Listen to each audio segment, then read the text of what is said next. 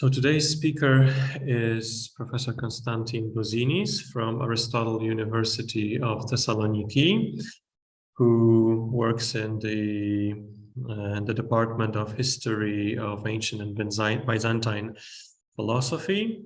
And one of his interests is Gregory of Nyssa, also other Greek church fathers.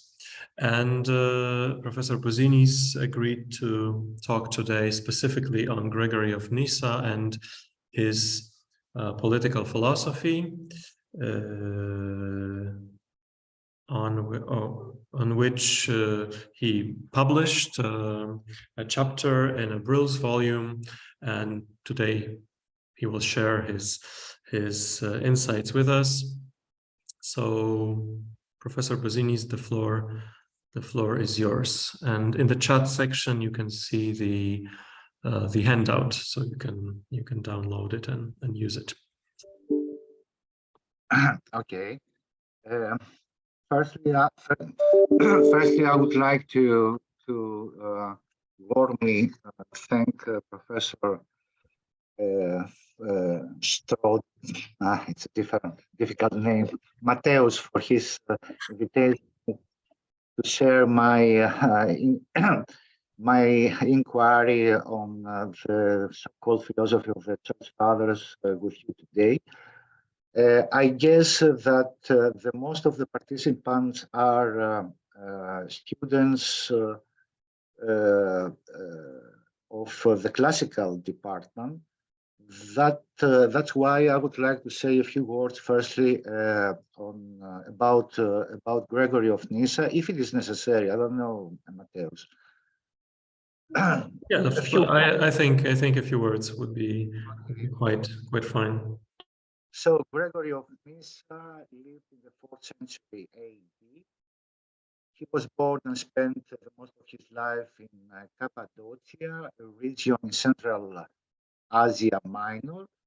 He belonged to the so-called Great Cappadocian Fathers, together with Basil the Great, his brother, and Gregory of Nazianz, his close friend. Altogether, the Cappadocians are credited with defining Christian orthodoxy, both in the eastern and the western part of the Roman Empire.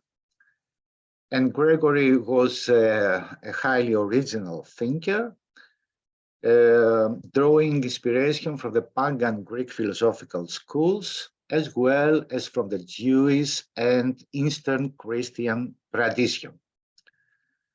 The turning point in his life came about 379, when his brother Basil died. The burning issue at that time was the Arian heresy, which by then had entered its last and most rigorous phase. It is very well known that Arianism is a heresy that claims that the second person of the Holy Trinity, that is Christ, is not equal on the ontological level with the Father, the first person of the Holy Trinity, because he doesn't share with him the same divine essence, but actually it is a creature belongs to the creation. Gregory felt that after the death of Basil, the responsibility for defending orthodoxy against the Arian heresy had fallen on his shoulders. Thus began the most productive period of one of the most brilliant of Christian thinkers. The Contra Oinomium, the treatise with which we are going to occupy ourselves today,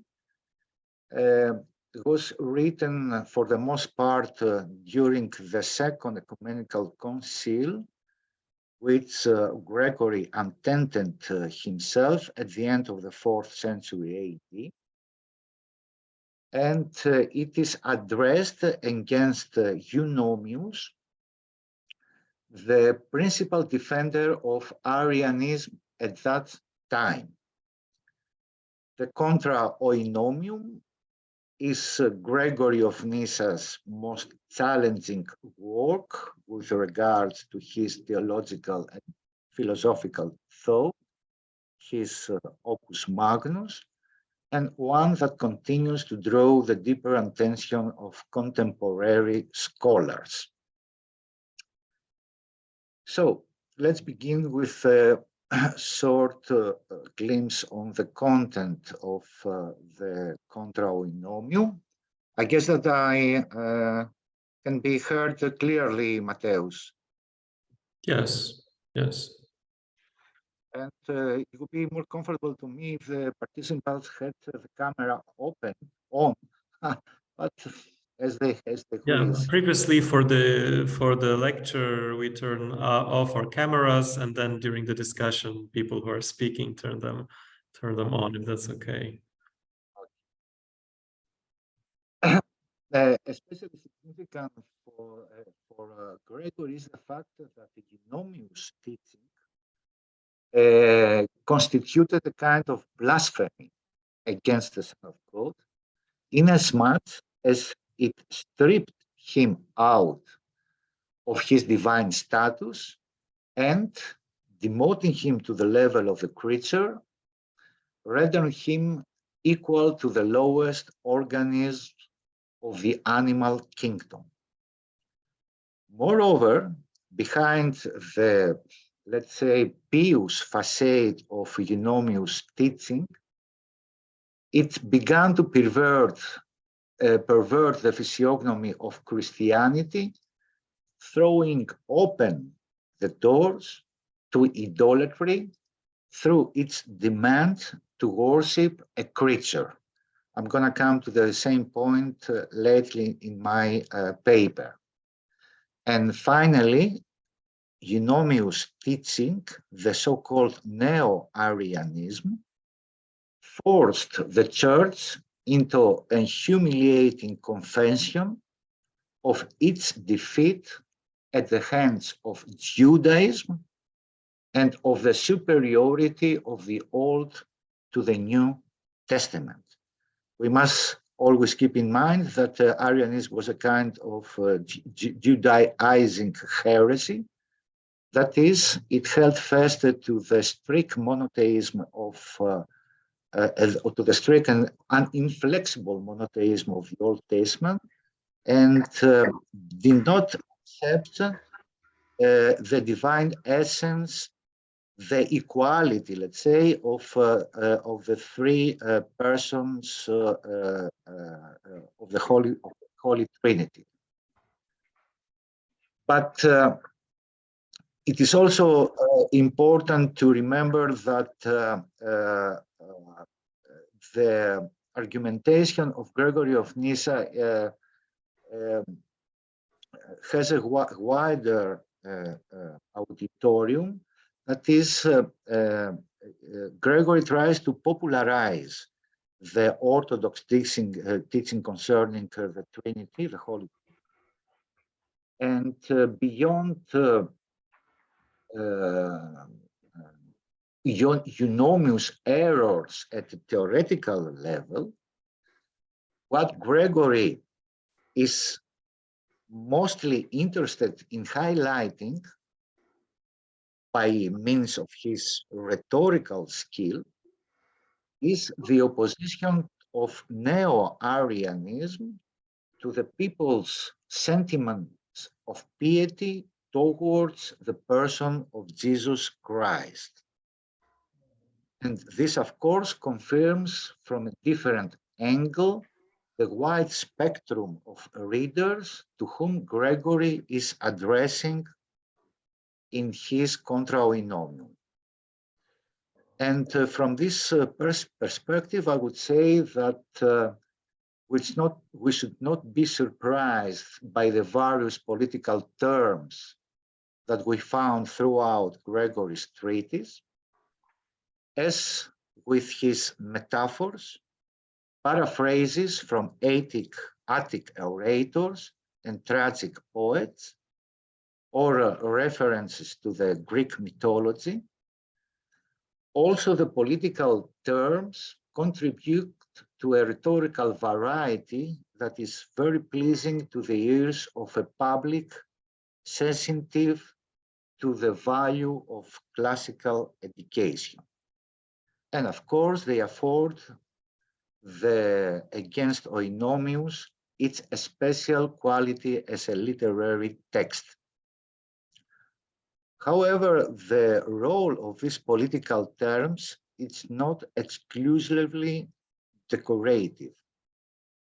They serve the needs of proving the correctness of the Orthodox doctrine, while broadening the horizons of the reflection concerning the homoousion. Homoousion is a Greek term indicating the equality, the ontological equality between the Son and the Fathers within the Holy Trinity. So I begin with the first passage according to my handout. It is a very interesting passage in which we observe a very unusual collection of political terminology from antiquity. It is in this passage that Gregory criticizes, I'm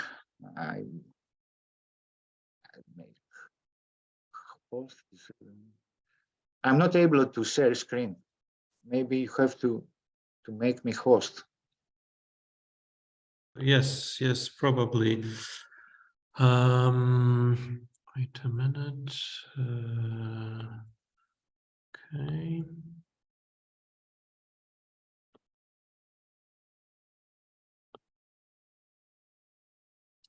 So I made. Okay. Yeah. Thank you.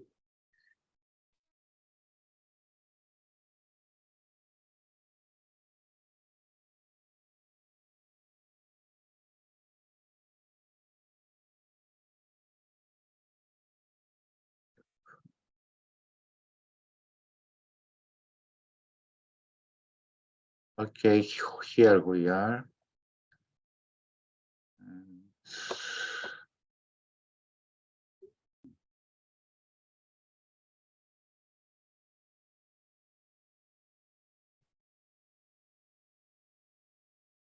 Here.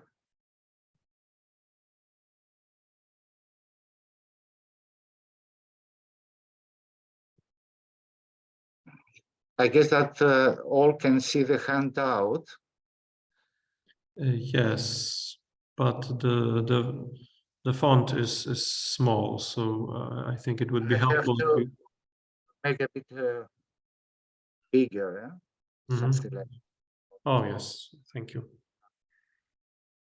So the first passage, in this passage, Gregory criticizes the literal interpretation of a certain verse from the book of Proverbs.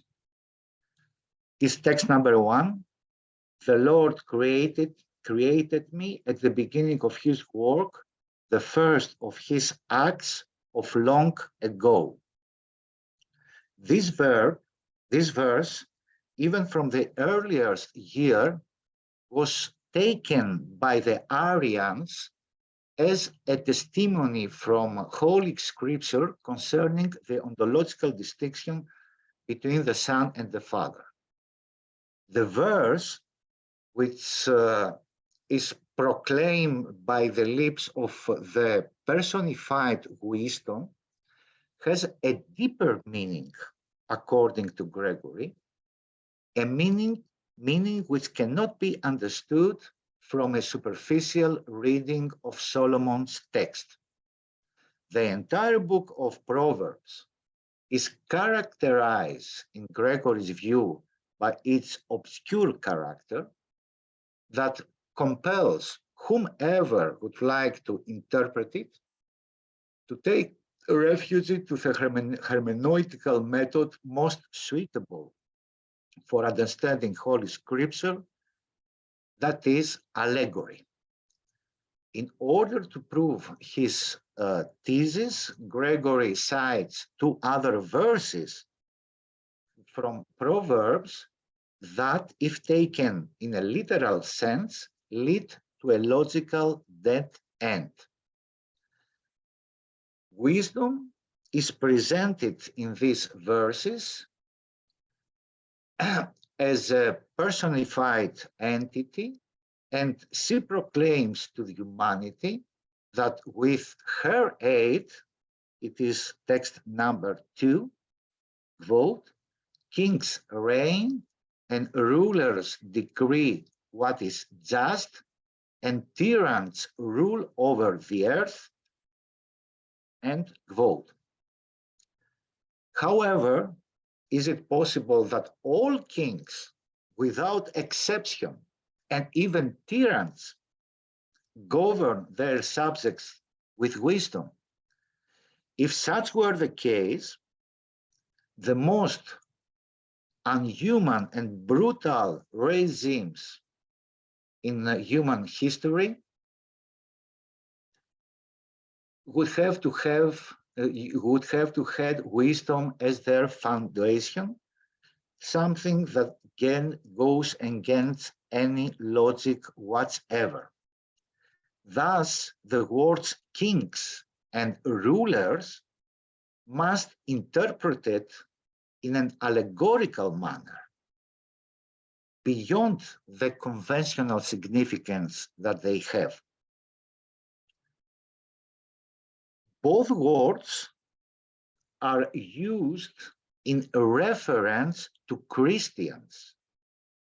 The Christians who, with the aid of wisdom, gain the kingdom of heaven, remaining unconquered by the dynasty of sin, as Gregory underlines.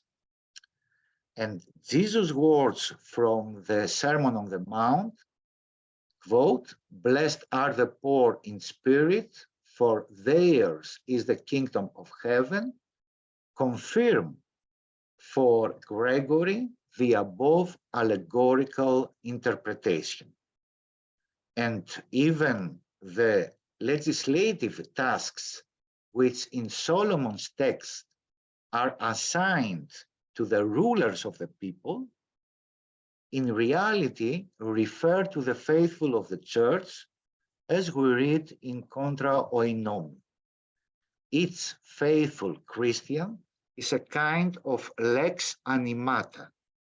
That is, he establishes in the conscience of the surrounding community, by means of his own personal example, the standards of virtue and justice. And within the same framework of allegorical interpretation,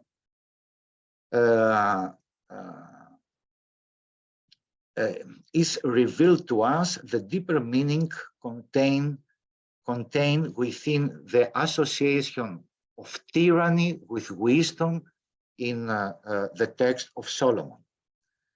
Text number 3. In this way, the praiseworthy tyranny, by means of its alliance with wisdom, having transformed the democracy of the passions into a monarchy of the intellect, enslaves all those that run loose towards license, that is, all bodily and earthly thoughts. Gregory states at one point, in order to strengthen his argument with a paraphrase from Paul's epistles to the Galatians, I quote, "For the flesh engenders desires contrary to the spirit, and it rises up in rebellion against the rule of the soul." End quote. Also, with a parallel reading of the Old and New Testament, the mystery is easily solved. The tyranny, which Solomon mentions in his Proverbs, is completely unrelated to the civic life, to the palaces and the empires of the earth. It refers to the human soul and outlines its ideal constitution, that is, when the intellect takes action and subjects the irrational urges of the body to its authority as an absolute monarch. Let us limit to certain key observations concerning this passage. Despite his faith in the divine inspiration of the Holy Spirit, I have to admit someone, Some is waiting in the room. Yeah, okay. Despite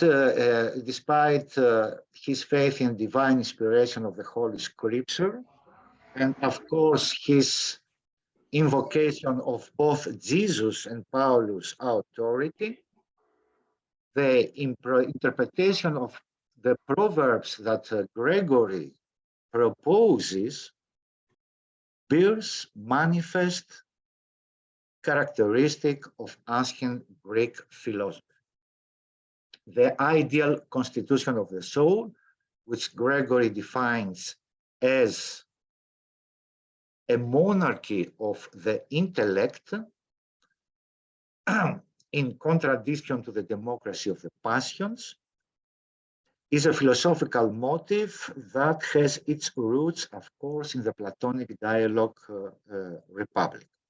There, for the first time, we see the development of a novel philosophical question concerning the cause and effect relationship between politics and psychology, or politics and human soul.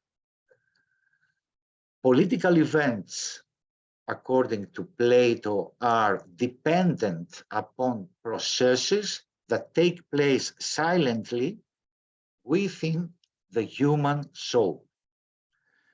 Plato observes that a city is not constructed from wood and cement, but from the people themselves who inhabit it, and whose devotion either to virtue or sin, wickedness, exercises a decisive impact upon its civic life.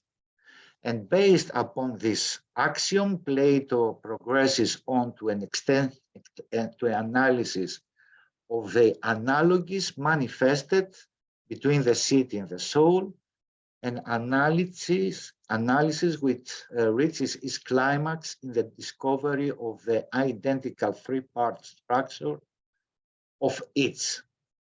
The three classes of the city, guardians, auxiliaries, and workers, correspond to the three parts of the soul, which are identified for the first time in the Republic as the rational part, the passionate part, and the desirous one.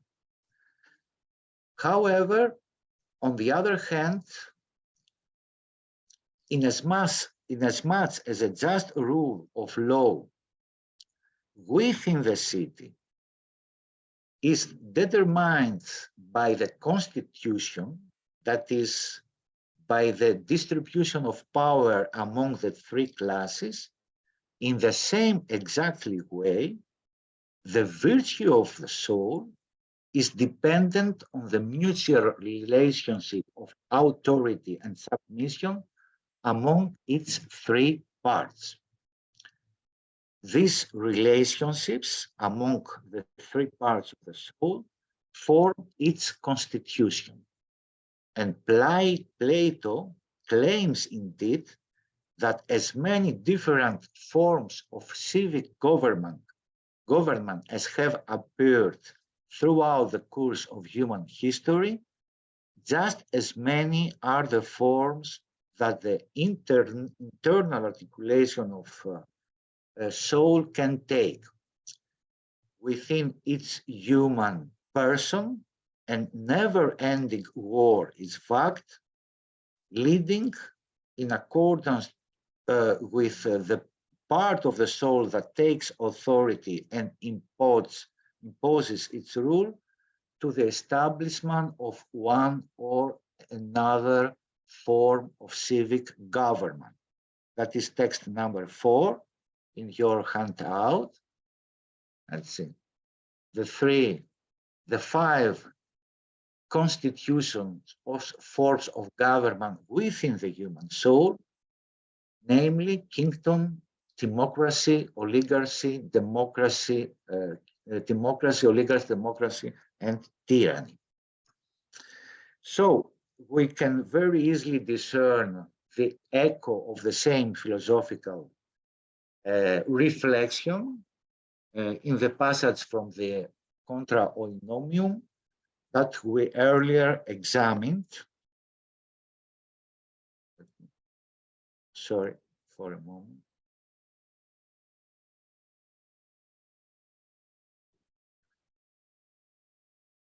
The likeness between Plato's thought and Gregory's interpretation of the verbs on the verbs of Proverbs is rather too clear to be overlooked.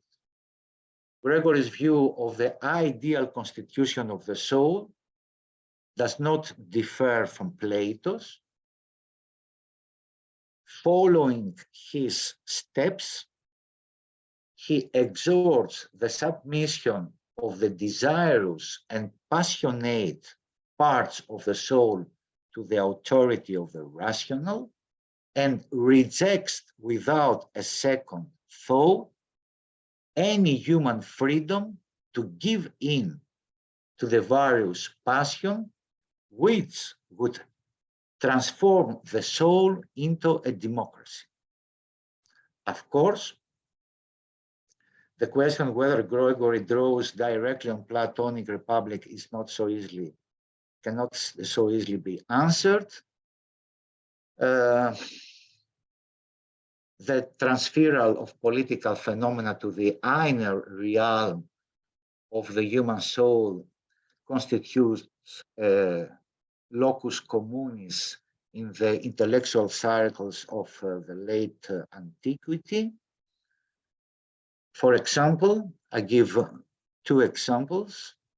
Plotinus, the founder of Neoplatonism,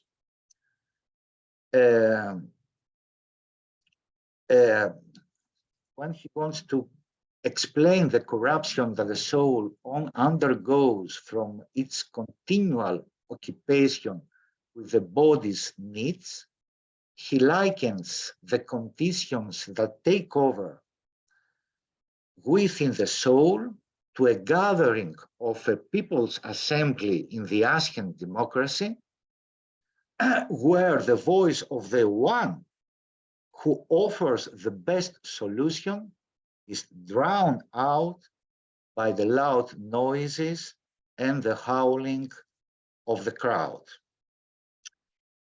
However, Synesius of Kyrenis stands somewhat closer to Gregory than the founder of Neoplatonism.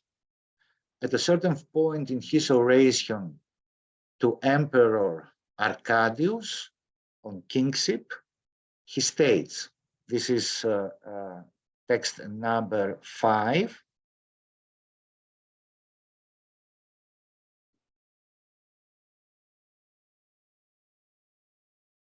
starting from here, I deem it necessary that the king, under the direction and rule of God, first be enthroned within his own soul as king, therein inaugurating monarchy. Afterwards, another one waits at the waiting room, okay.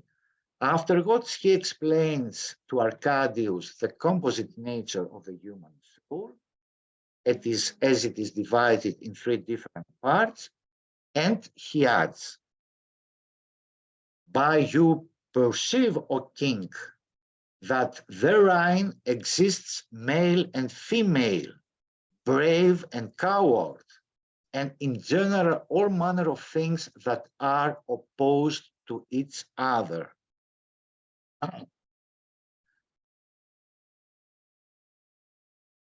Therein is also the intermediate nature in between all things, which we call intellect, the very thing that I say must rule in the soul of the king once it hath deposed the ochlocracy and democracy of the passions. End quote. It is almost as we are hearing Gregory himself speaking to us. However, it is not within a dogmatic treatise concerning the essence of the Father and the Son that such sentiments and thoughts are expressed. Rather, they constitute the subject of oration that is considered together with Eusebius' tricennial oration, Laus Constantini, the cornerstone of Byzantine political philosophy.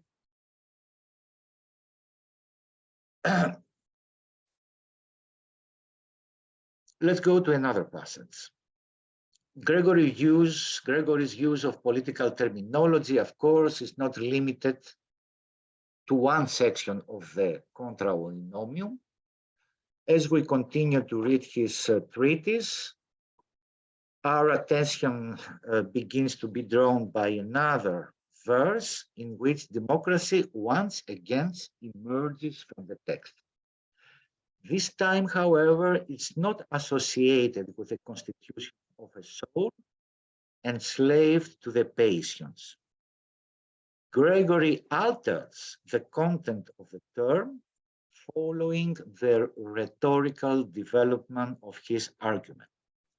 The second time that the term democracy appears in the Contra Oinomium is in the introduction of the third section of Book 3, where Gregory challenges his reader to imagine what the consequences, would be if the enemies of the homoousion, that is the Arians, should have the victory.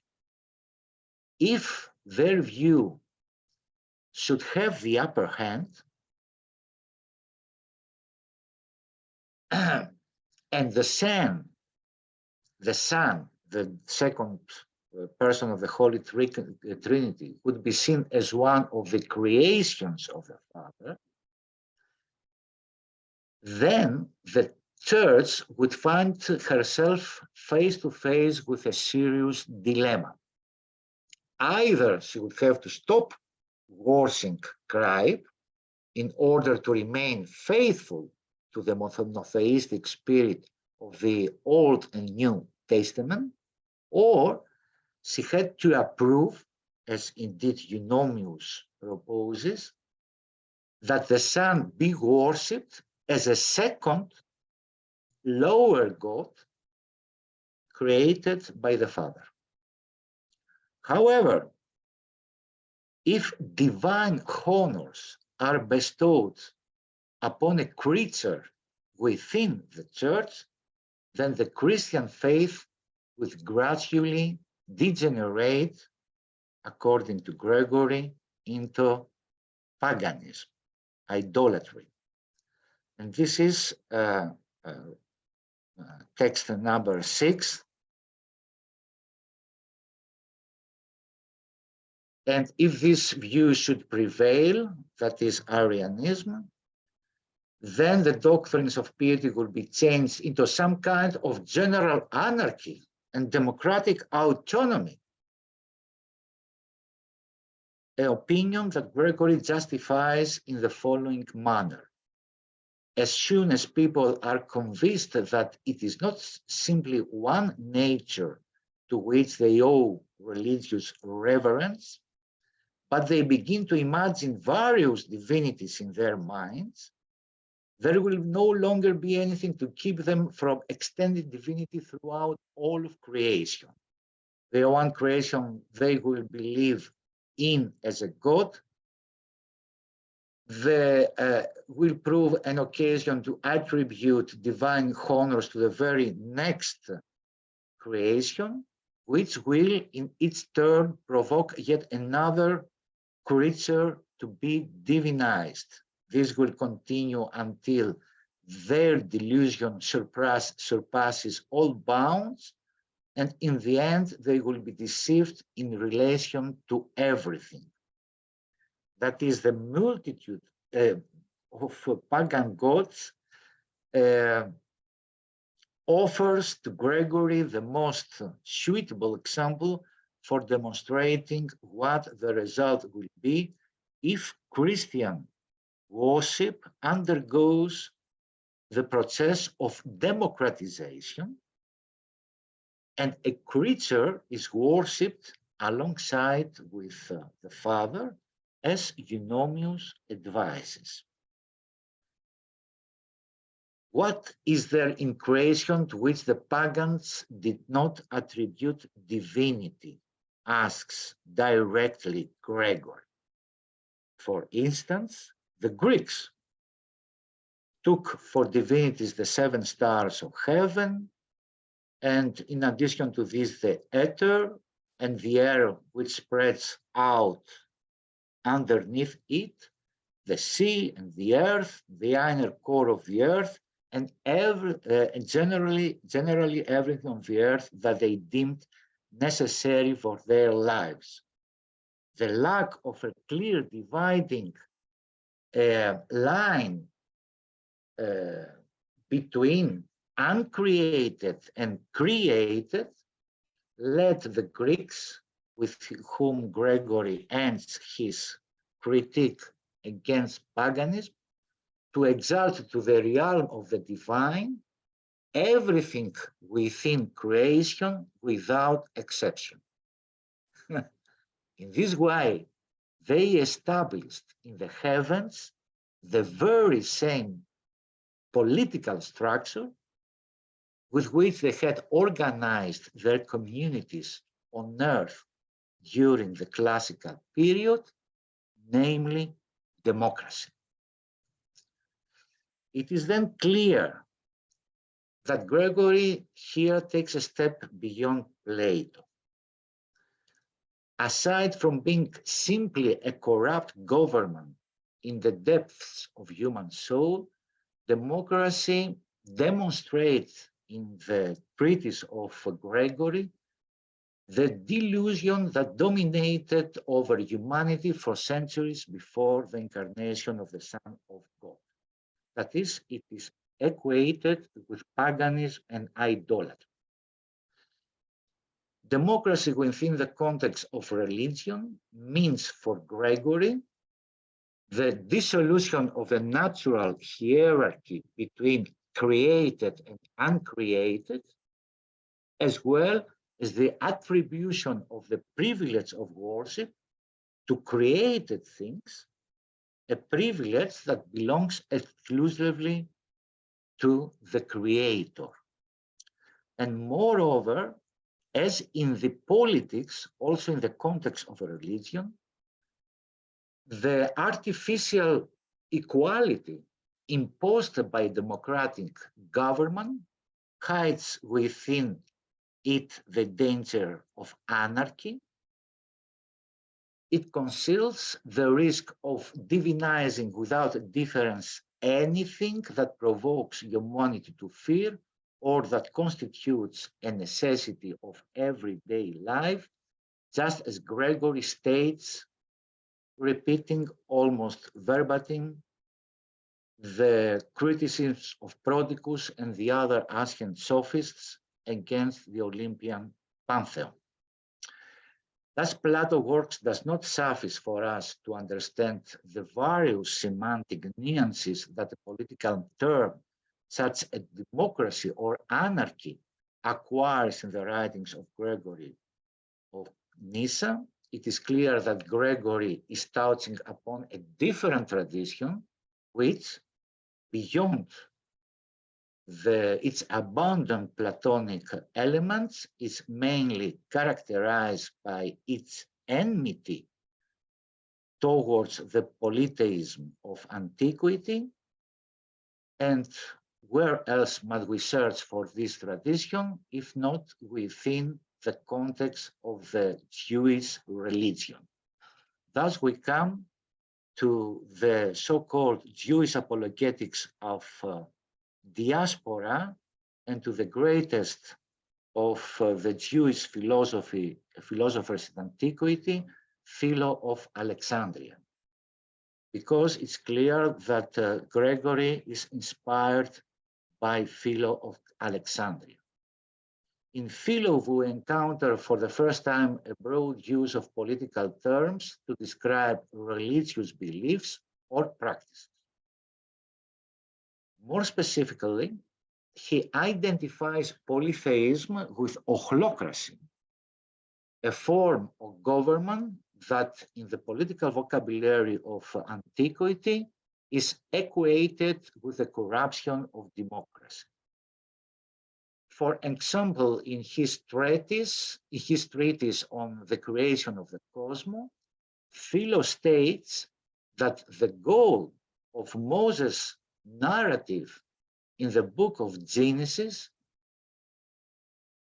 the narrative of the creation of the world, is to teach us that there is only one God, thus coming into conflict with the followers of the polytheistic doctrine. Quote, text number 7.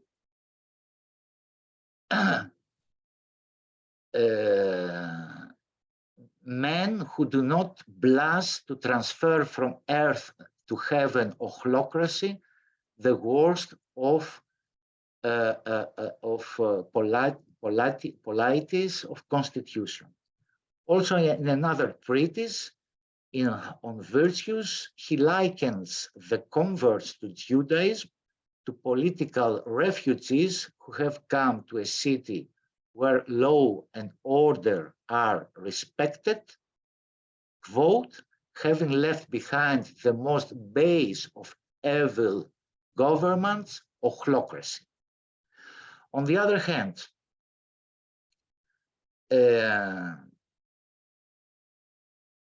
Philip compares faith in the one true God with monarchy. He praises the one ruler and king of the universe who drives oligarchy and ochlocracy out of heavens, those mischievous forms of government which are ranked amongst the worst of men, produced by disorder and greed. And in other passages again, he emphasizes the importance of the law of Moses, which he views as describing a monarchy, the monarchy that is the constitution by which the universe is governed. So the tradition, this tradition springing from Philo is the source behind Gregory's use of political terminology in the beginning of the third section of the Contra Eunomium. Just as Philo, Gregory presents paganism as a radical democratic government that destroys the ontological distinction between creation and creator, thus institutionalizing countless sacrifices and religious rites for the mob of divinities that exist in the fantasy of the pagan world. And in addition, the fact that Gregory continues by contrasting the anarchic landscape of pagan piety with the monotheism of the Old Testament shows clearly that the conceptual axis, the basis upon which his argument lies, is in the present passage, as in the one we examined earlier, the opposition between monarchy and democracy.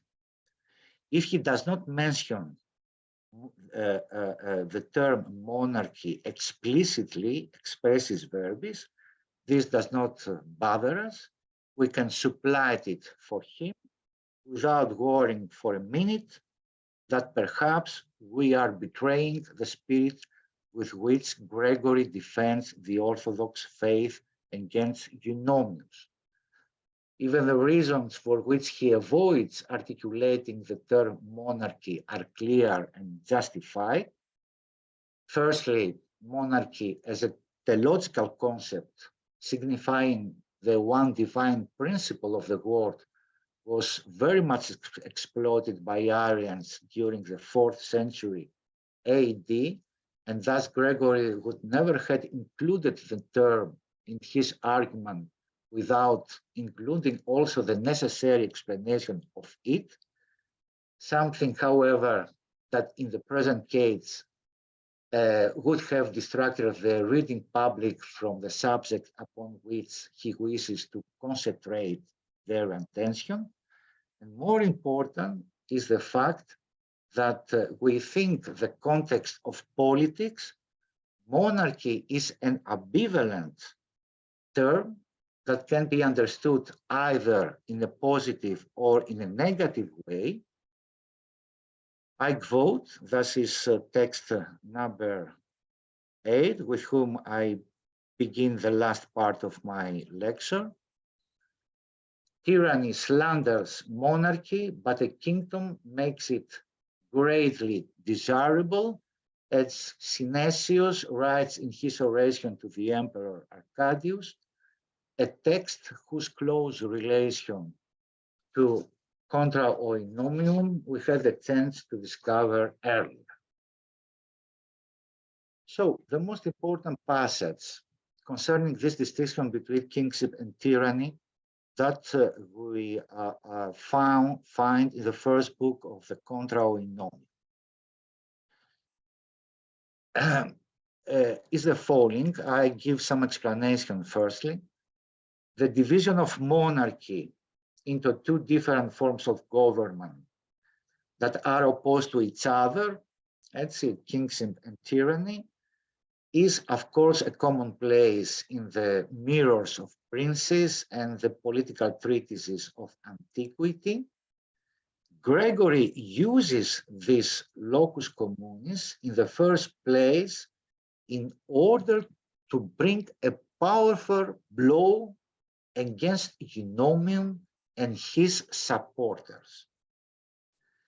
And this is the text number 9. I read the translation, of course.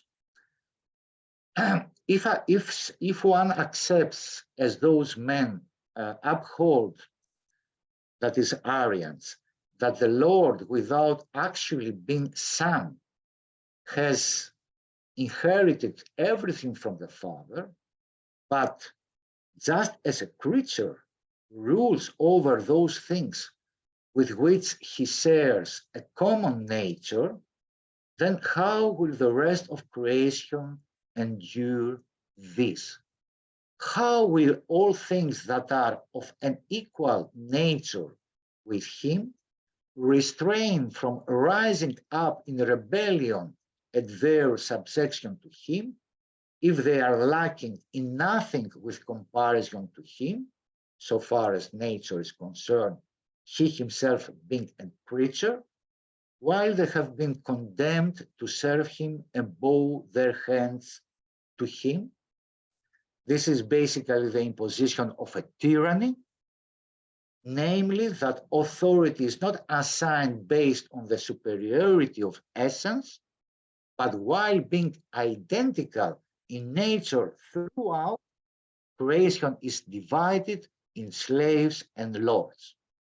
The one rules with authority and the other obeys as if he has elected such an office by means of luck in some lottery. Why not even humanity rules by lottery over the animals, such that while being equal in nature to them has yet become their master? How Gregory continues his reflection. He rules and is distinguished among other creatures by reason of his natural superiority and logical power. It is for the same reason that governments are quickly overturned in human communities, since among those who are equal in nature, the one does not tolerate to be ruled over by another while being himself deprived of authority. There is inborn in all the desire, in all humans, the desire to pursue equality with all those who are of the same nature and yet have more authority. End quote. So, in contrast with the problems created by Eunomius' insistence to equate the sun with the rest of creation, the homoousion establishes, according to Gregory, everything in its proper place and prevents Christianity from becoming an arbitrary, tyrannical government under the second person of the Holy Trinity. If one believes that the Son came forth from the divine and eternal nature, Gregory underlines, all things appear before him harmoniously united with a doctrine of piety. In other words, Gregory claims that in this case, that someone accepts Orthodox doctrine, the Christian realizes with clarity that the Lord's Jesus' rule over all things is not based on some kind of tyrannical dynasty over things equal to him in nature, but by the superiority of his nature, he justly holds the royal scepter in his hands. And I come to some observation also with which I will end my lecture, my paper. It is clear from his polemic against Eunomius that Gregory addresses the issue, the topic of the constitution by which the world is governed. His treatment of the Son's accession to power as Lord of creation is interesting and deserving, of course, our close attention. In the first place, it is evident from the above quote that Gregory employs the stereotypical distinction in ancient political thought of monarchy into kingship and tyranny. The former, that is the kingship, corresponds to the beliefs of the Orthodox concerning the Son as one is essence with the Father, while the latter, that is tyranny, relates to his distorted image as promoted by the heretics, that of a creature altogether alien to the divine essence. However, we must not think that Gregory here is making references to kingship and tyranny simply for rhetorical effect. The theoretical background of the distinction between the two forms of government is visibly present in his argument, thus providing us yet another glimpse to his deep familiarity with ancient Greek literature. In accordance with the majority of ancient Greek thinkers, a kingdom is politically founded upon natural right. The high office held by the king is justified by his rare and unique nature. He is possessed by a series of virtues that differentiate him to a considerable degree from all other people. Integrity of character, strong will, magnanimity, piety, bravery, temperance, self-denial, respect, or even tenderness and love for each person. And if we add to the king's ethical qualities wealth, power, and nobility of pedigree, then the distance separating him from the average citizen is widened even further to the point that the king appears as a god among men. Thus, the authority that he exercises is imposed without force on the masses of his subjects, the subjects who willingly submit to his commands. The above presuppositions of the rule of one man within the community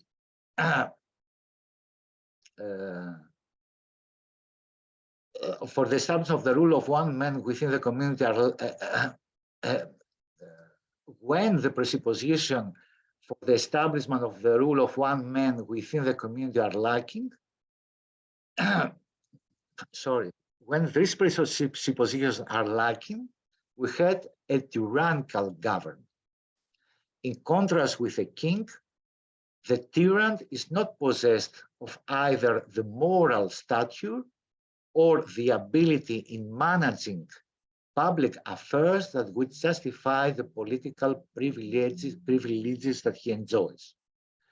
His authority violates the natural quality between himself and his subjects and displays a coercive character. This is text number 10 that comes from Polybius. I quote, "We cannot hold every absolute government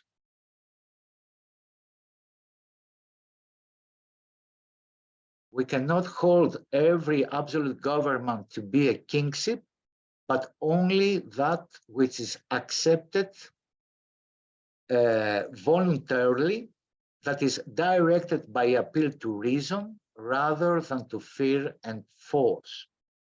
End quote.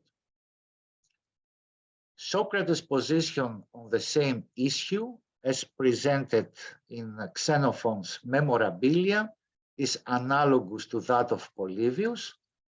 Socrates says, "Government of men with their consent and in accordance with the law of state is kingship, while government of unwilling subjects that is not controlled by laws, imposed by the will of the ruler, is despotism." End quote. According to the intellectual elite of ancient Greece, in general, the distinctive characteristic of tyranny is that is imposed against the will of the people and is in disagreement with a communal sense of right. For this reason, it is an unstable form of government. It is constantly in danger of being overturned by the people who perceive it as a sort of yoke on their neck and thus rise up in order to bring it down. The tyrant's hybris cultivates hatred in the souls of its citizen, and in this manner, excuse me,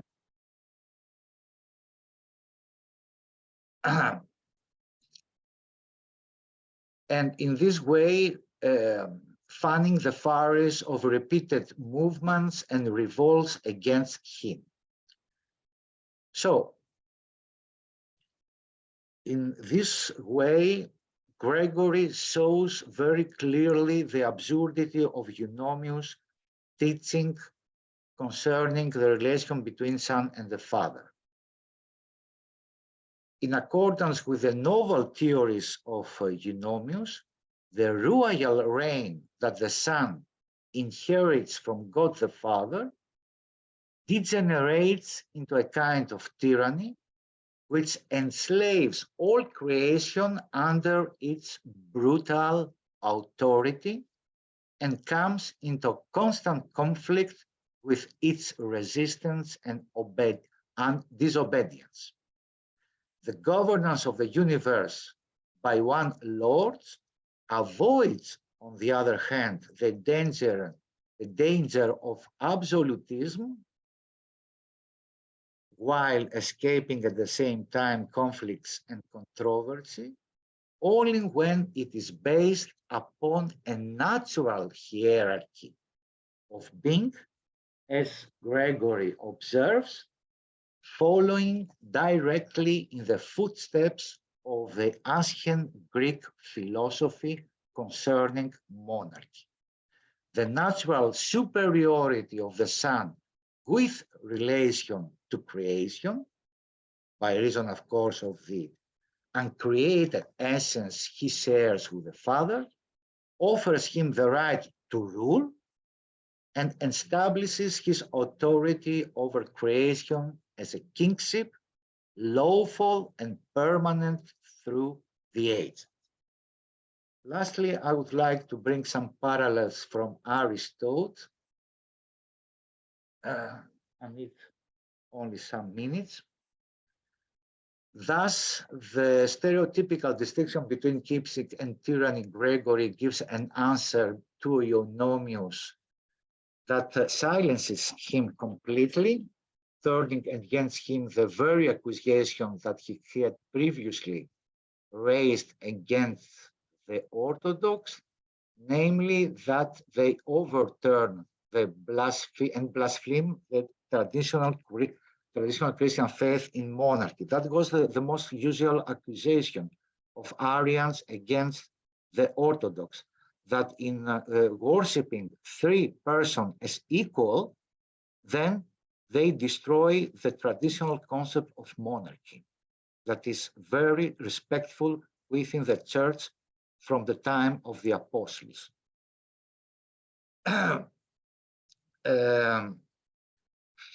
It is clear from his analysis that Eunomius has misunderstood the term monarchy. He confused monarchy with the oppression of creation at the hands of an arbitrary rule of a lesser being. However, beyond the familiar topoi of Greek political philosophy that were encountered in the Contra Oinonium, Gregory's argument betrays at certain points the influence of Aristotle. His position that if the Son is the same with respect to nature as all of creation, then he has no right to sit alone on the throne of the universe, but ought to share it with all of creation, transfer to an ontological level an axiom of public life that Aristotle formulates in his Politics. This is text number 11. Now, absolute monarchy, or the arbitrary rule of a sovereign over all the citizens, in a city which consists of equals, is thought by some to be quite contrary to nature. It is argued that those who are by nature equals must have the same natural right and worth, and gvod.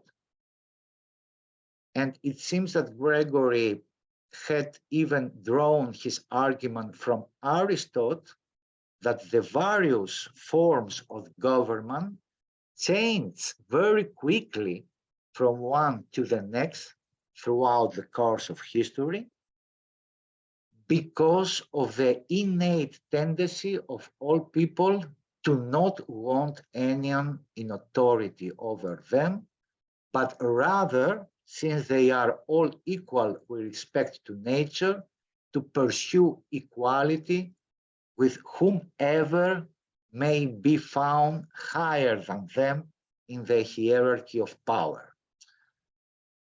This is text number 12.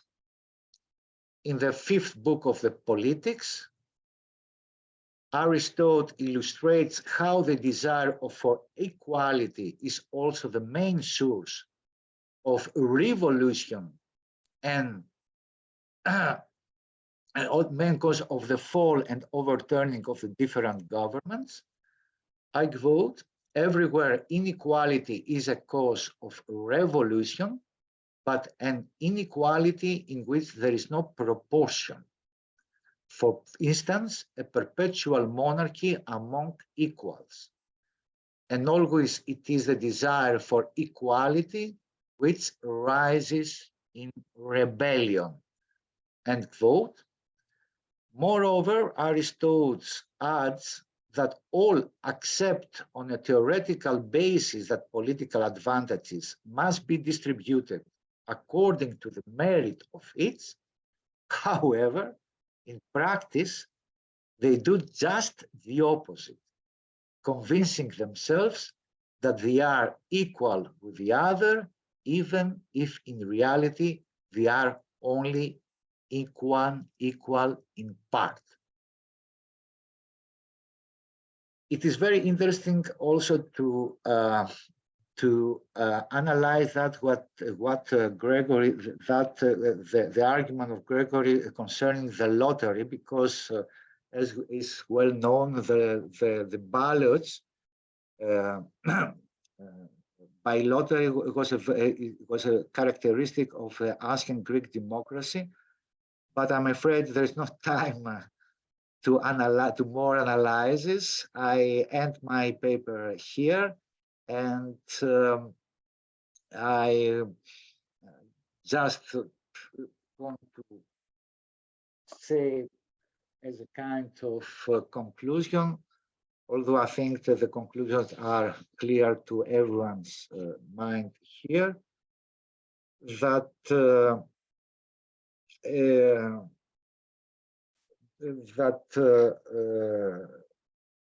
the particular significance that Gregory confers upon democracy on the one hand, or the classification of the forms of monarchy into upright and corrupt, that is kingship and tyranny, manifests the ease with which he maneuvers through the realm of the political philosophy, as well as his readiness to enlist its conclusions in the service of defending the Orthodox faith against Arianism. But it must be added that this conclusion does not exhaust the theme to which I have dedicated my paper. There are other issues as yet unanswered by modern research concerning Gregory's political thought, which I believe they ought to be discussed at some point in the future. And the political views that he supports in his treatise against Aonomius are not only aimed at simply clarifying the relationship between father and the son. The comparison of these views and these positions with those of other fathers of the church, like Basil or John Chrysostom, shows that they contain a broader significance for the political mentality of Christianity and the attitude in general that Christianity maintains against the institutional authority under which it operates. Thanks a lot for your attention. Thank you. Can you make me host again, Constantine. Yeah. How can I make that? I think you have to click on my picture on the three dots in the upper right corner. Okay. Wait a minute to find it. The three dots. The three dots of your image, of your camera. Yeah, the three dots, upper right corner. Yeah, I did it. Yeah, and make host, something like this. Is there an option? Wait.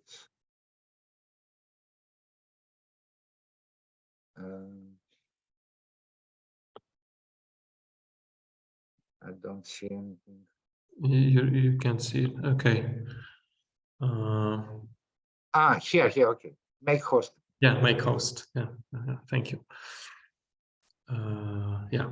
So thank you very much for the lecture. And now we open the floor for questions or remarks.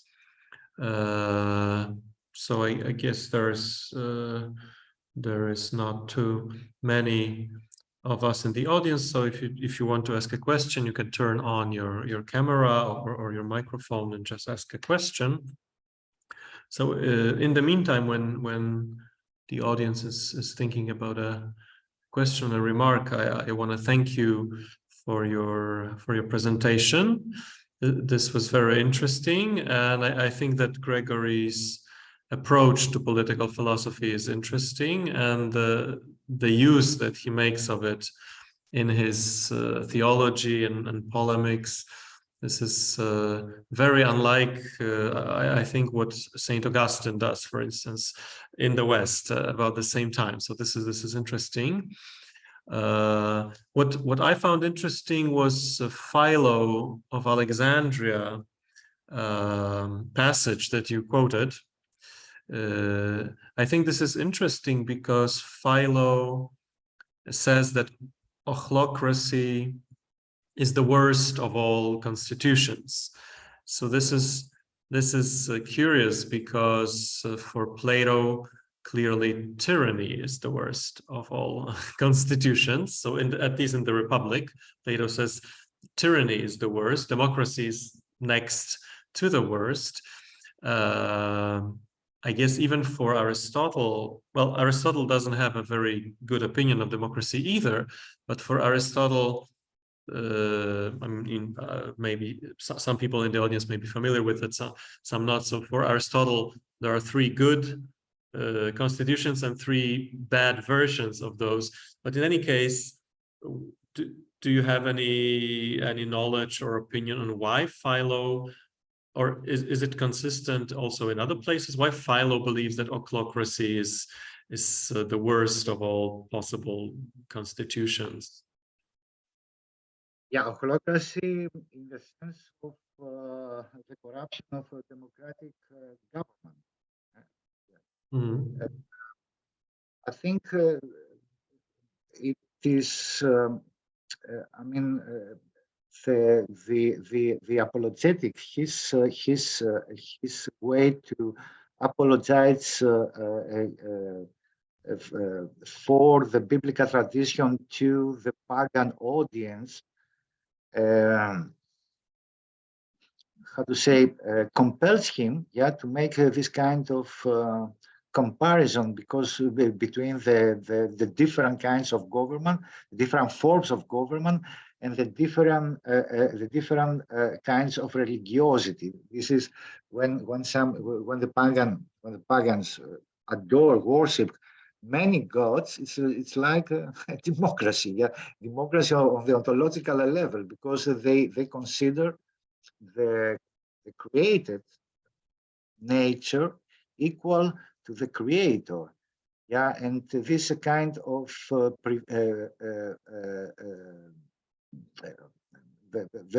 wrong notion of equality. They force the equality between things that are in essentially very different, and they have a very different position in the hierarchy of the being. Yeah, Mm. That's why I think he makes this. Yes, but because when I was wondering about this, I thought that the fact that he was a Jew and a monotheist is important here. That's at least one of the factors, I would say. So so his emphasis, so his dislike for democracy is even greater because he's a monotheist than even than Plato, right? Because Plato doesn't say that democracy is the worst, even though he clearly criticizes it strongly. So one reason would be the religious framework, and of course this is polemics, so this is not fair because Greek polytheism is hardly ochlocracy, right? So even if you have in Homer, for instance, Zeus is clearly, I mean, of course there are rebellions against Zeus that Homer talks about, but clearly Zeus is the king of the gods, and there is a hierarchy. So I think both Philo and Gregory picture Greek polytheism in a very distorted way, right? So I wonder if the audience familiar with classical literature, well educated, how would they react to this? Because they would say, but I mean, Greek polytheism is not democracy, right? There is a hierarchy of gods. Zeus is the main. Hi. Yeah. So it's yeah, it's a bit stretched argument, I think. Okay. Yeah. Thanks a lot for your question. It is very, very interesting. I will make my best to answer to it.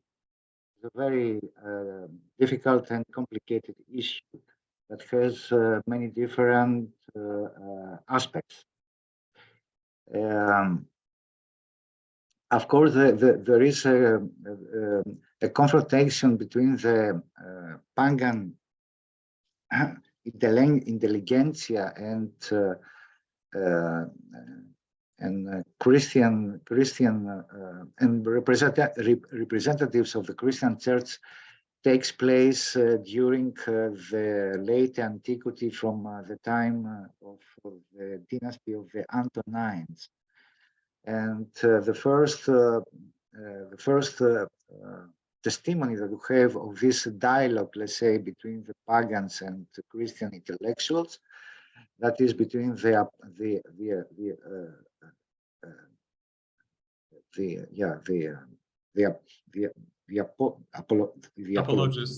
Apologists, Greek apologists. Yeah, and the pagan philosophers on the other side is the famous treatise Alithis Logos, the true worth of Celsus, in the middle of the 2nd century AD. And in this treatise of Celsus that is addressed against the Christian, this argument, I mean, this that you mentioned before is highlighted, and is that also in the framework of the paganism, you have a superior God. Yeah, you have a, how you say that? Yeah, you say the summus deus, as they call the specialists of this area, the highest God, under the rule of whom operate all of the other gods that are included in the Olympian pantheon and beyond that. Yeah, and Celsus says that actually that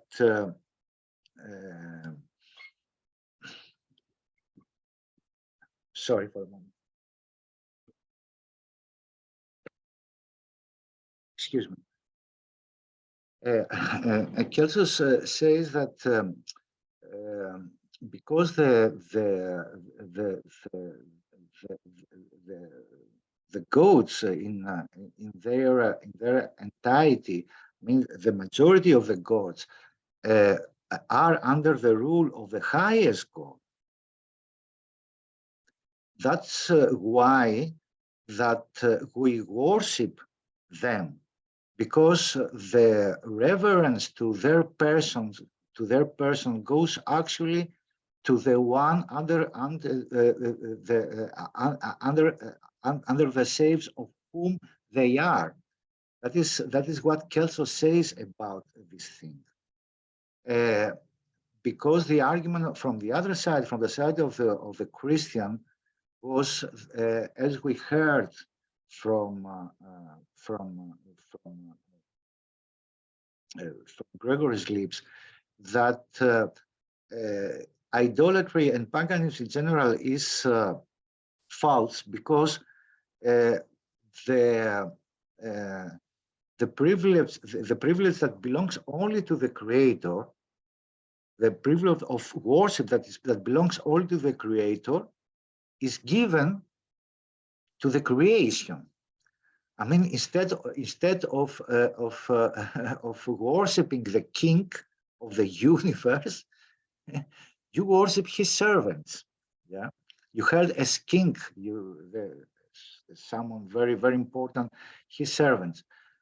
And anyway, that's a framework within which the dialogue evolves between the pagan and the Christian intellectual in the time of late antiquity. On the other hand, it is very interesting to notice that Philo of Alexandria is the first who identifies the monotheism with political monarchy, with the political constitution with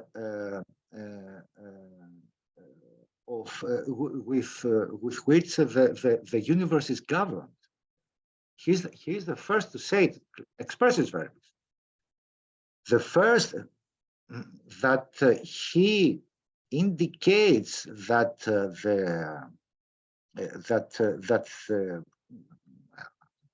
the cosmic constitution is a monarchy, according to many scholars, was Aristotle in his metaphysics. Mm-hmm. When he quotes this famous verse from Ilias, from Homer. Yeah. It's best that the one rules. That's the famous quotation. Yes, yes. Yeah. But the funny thing is that neither Aristotle nor any other pagan philosopher, pseudo-Aristotle also, yeah, in his Cosma de Mundi, names clearly the government of the world, of the cosmos, as a monarchy. Only Philo is the first who does it. Is the first who does identify the constitution of the cosmos with a monarchy, and on the other hand, the one who equates, let's say, the corrupted form of a democracy with paganism.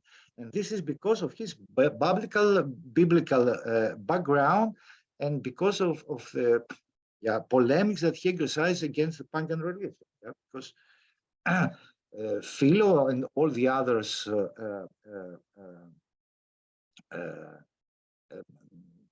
intellectuals from the circles of Jewish diaspora made for 2 centuries a kind of crusade in the pagan world in order to propagate their own religious faith. Yeah.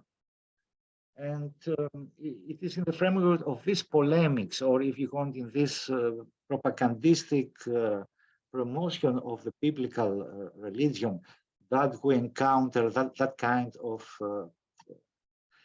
schemata and that kind of thoughts also that bring so closely together the religion on the one hand and politics on the other, because in Aristotle, whether in Aristotle or in Plato, we don't have such confusion, let's say, because religion and isn't it? I haven't found it. Yes, right, yeah. Does anyone want to ask a question or make a comment? We still have a couple of minutes. I think Stylianos Telis is one PhD or no? No. Hello. Do you hear me? Yes. Can you turn on your camera? Yes, I will try. Can you see me? Yeah, excellent. Hello. Professor Constantinos Bozinis, thank you for your presentation. I hear the name of Augustine of Hippo that Professor Mateusz Trozinski says. We have some similarities with Gregory of Nyssa. And as I know, Professor Bozinis wrote a book called Political Love, a new hermeneutical approach to John Chrysostom. He says a lot of things about politics and love. And I would like to ask Professor Bozinis if he found some evidence that shows that for Gregory of Nyssa, love is important or not in politics. In Gregory of Nyssa? Yes, for Gregory of Nyssa, if love is important for politics, like Augustine of Hippo. Did he mention love like Augustine of Hippo? Not so directly, I have the impression, but thanks for your question. It's very interesting.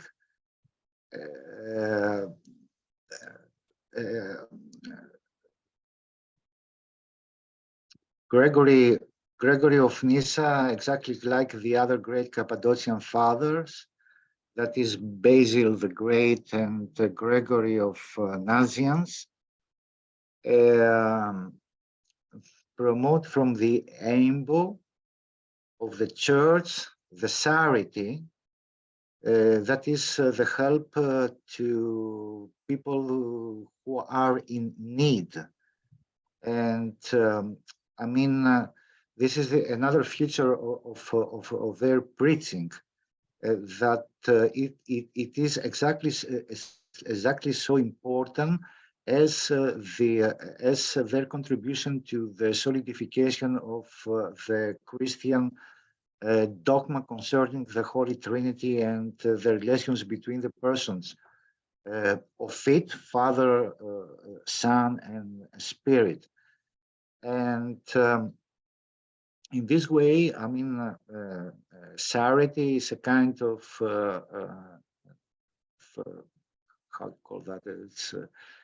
Is the practical aspect of the virtue of love. Yeah, if you love really the man, you have to help them.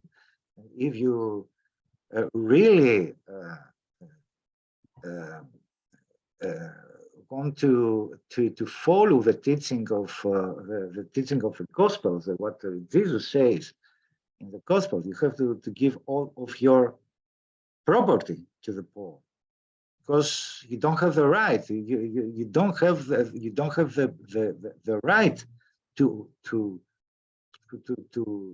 use something for your own interest when the other people are in need and are dying and starving. Yeah. So I won't say that love, of course, is a very interesting, a very important aspect of in the preaching of Gregory of Nazianz. He's very aggressive against the rich and against the exploitation of the poor in the context of the political system in the time of late antiquity, and exactly like Augustine of Hippo and John Chrysostom, of course, he thinks that Christians, if they are really Christian, ought to behave among themselves as brothers, that is to share everything that they have. Yeah. And in this sense, I think that love, also for Gregory of Nyssa, is a kind of civic virtue. It is not only something, I mean, an ethical quality that confines itself to the private life of the people. He has a broader how to say that influence, yeah, on the public realm, and in this way, I think Gregory of Nyssa, exactly like Basil of the Basil the Great and Gregory of Nazianzus, belong actually to the same generation, yeah, and they have the same ideals, and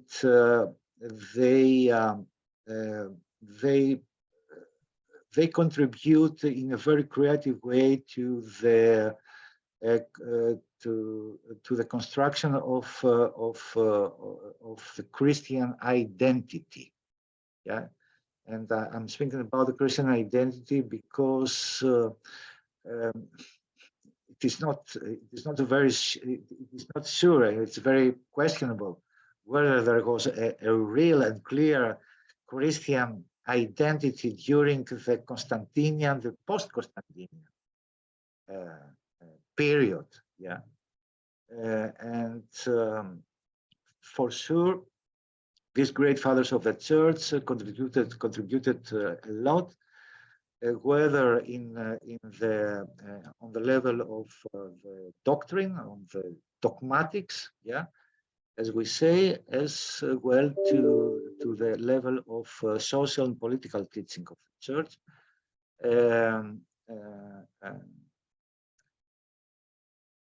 Defining the attitude of Christianity toward the state and the power of the state, and also defining the so-called church-state relation. Thank you very much. Okay, thank you. I think we have to end at this point because of time. So I want to thank you once more, Professor Bozinis, for your presentation, which will enrich our series because it's about a Greek Eastern author. Predominantly, we focus on the Western tradition, but I thought it was very important to have also the Greek father and the voice from the East here. So thank you. And the next lecture in this series will be just before Christmas on the 19th of December. And we will have Andrew Fear, who will talk about later Latin fathers, that is Saint Gregory the Great and Isidore of Seville, and how the ancient political philosophy was present in their writings. So I invite you to participate already. I will send you the information. And as I said, the recording, the video will be available on our YouTube channel. I will send also the link to the video. So thank you once again, and thank you. Yeah, thank you very much. Goodbye. Goodbye. Good night.